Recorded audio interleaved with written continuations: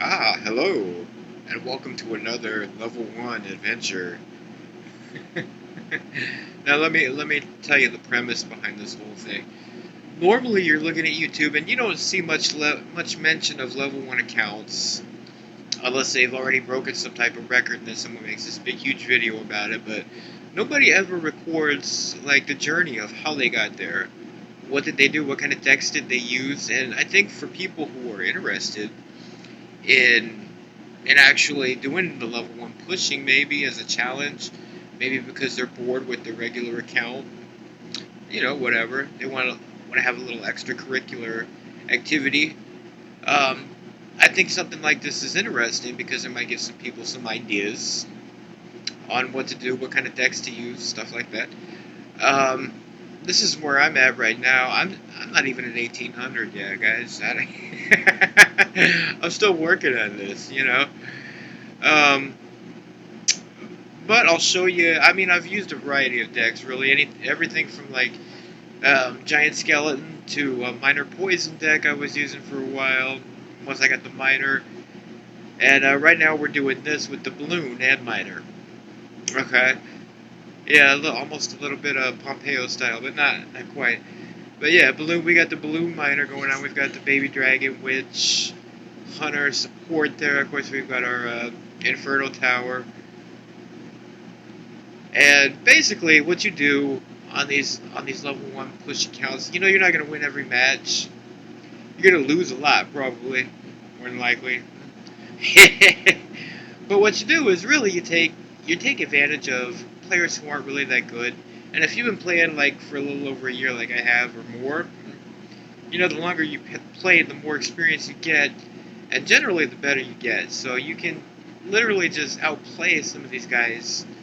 And when you're using the epic cards and you're like in this particular arena, your card levels really aren't that low. I mean, you're matched up fairly well. Like not too bad, not too bad.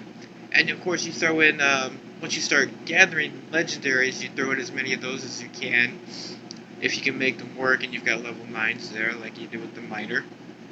And personally, I'm kind of stoked to be in Builder's Workshop right now because of the fact that it gives us a chance to build up more legendaries and maybe really get this account rolling. The record breakers all use pretty much all legendary decks, usually except for Skeleton Army, which they keep on there for obvious, defensive reasons. All right, now let me show you what we did here. Oops, not that. Sorry, I got these big, gigantic gorilla hands. Ugh, sometimes I can't control the buttons. Okay, we're going to take a look at this match where we actually managed to beat a level 8. Now, you can see here, of course, I'm not going to say we win every match. Sometimes we lose, sometimes we mess up. Sometimes I just seriously mess up and blow the match like I did on that one. Because we're not free from making mistakes. We just try to reduce those pretty much as we go along. All right, now let's check this out.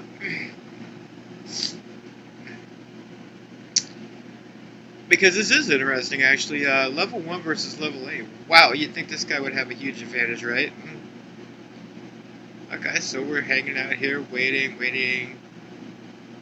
I typically wait till the elixir bar gets full, obviously. Now I see he's dropped the giant skeleton. Luckily, I've got the hunter here, which I know can kind of help blow him away. Distract him a little bit with the miner there. He's going to go with the wizard to back up his giant skeleton. I dropped the witch in the other lane, and that's because I decided to get something going in the other lane, realizing what I had in hand here, which was Skeleton Army and that Barbarian Barrel, and I was going to be able to take care of that pretty quick. So my witch is kind of blocked by his witch here, so okay, fair enough. We're still going to push this lane, though, because now we see what we can do. We can go ahead and just baby dragon the witch here, and then a classic push, baby dragon balloon with the miner. And that's pretty much tower right there, but he's got the hug rider, and as you can see, he's going to give me the good game. I'm not sure what that means. I think he's thinking he's gonna 3 crown me probably. Because these guys get surprisingly cocky for being not really the greatest players in the world. That's funny. But let me tell you something. Chomp, that's not going to happen. So here he goes with this. We easily counter this with the bar barrel and then just have a baby dragon clean up. It's very important. I mean, if you're going to... When you're working with these very, very low HP towers, you got to defend everything. I mean, you make moves sometimes that you even normally wouldn't make just to make sure you're not taking damage on these guys. Okay, so there's Giant Skeleton, easily taken care of. We got the Inferno Tower, no problem.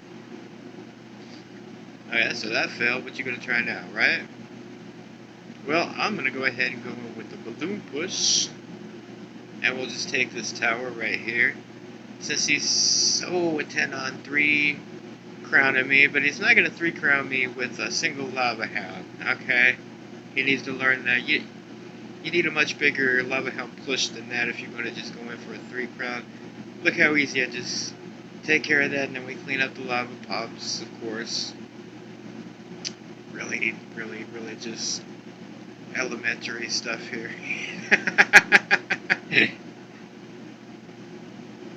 And now he's really got nothing, because it's like, holy crap, I've got troops down, he's going to try to minion horde. A lot of early arena players love minion horde. Yeah, we're not falling for it.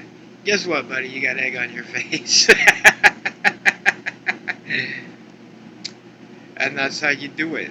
Defend, defend, defend. Come up with your best offensive scheme. And just use some experience and some brain power. And that's it. And that's it for this video. Because I keep them pretty short here.